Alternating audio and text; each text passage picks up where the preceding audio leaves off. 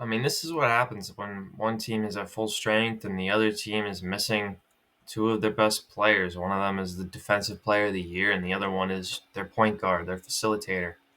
I mean, Donovan Mitchell had 9 assists, but you don't really play the game through him. He's better at creating for himself than he is for creating for the whole team.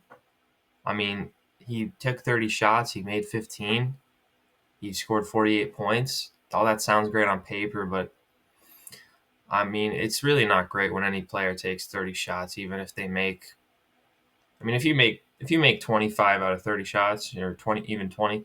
I mean, 15. I mean, 50% shooting is very good, but one guy taking 30 shots is just not.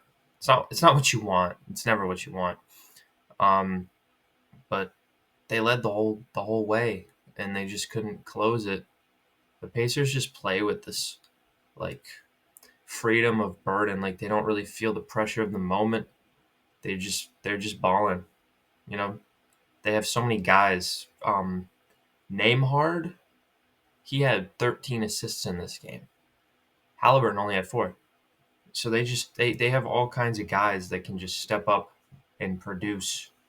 Everybody chips in with the scoring, and they're just very effective as a group. And Cavaliers, two of their key players are in street clothes, so that's what's going to happen.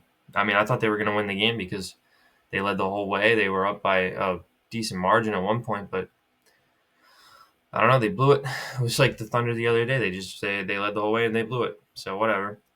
The other game, I don't know. The Timberwolves just came out so flat. They just had no life. Steph Curry leaves the game in the second quarter. The Warriors finished a game 7, a 7-game battle like 2 days ago, and that's the both teams that finished a game 7 series within the last few days just came out and won game 1 of the following matchups, which is interesting.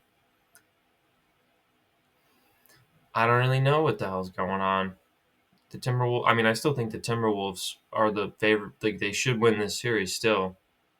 I'm kind of baffled that they were just so flat. They had no life. None of them. None of them. So I mean, the Warriors. It just seemed like everybody was making shots. Buddy Hield. How about that? He follows up his greatest game ever with another really strong game. So I don't know how much more you can expect from Buddy Hield, but if he keeps playing like this, the Warriors they're gonna they're gonna compete well. Um, so yeah, a couple of interesting games in the NBA, and then there was also George Pickens got traded to the Cowboys, which they gave up I think a third and a fifth round pick next year. So that's that's not terrible in terms of value. He's a pretty good player. He's also a real big headache.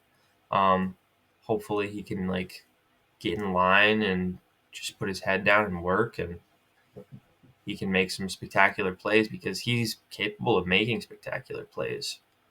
So the Cowboys needed help in that area. I don't know if he was the right option, but I mean, I feel like as a number 2, he's a solid 2 as long as he's not being disruptive.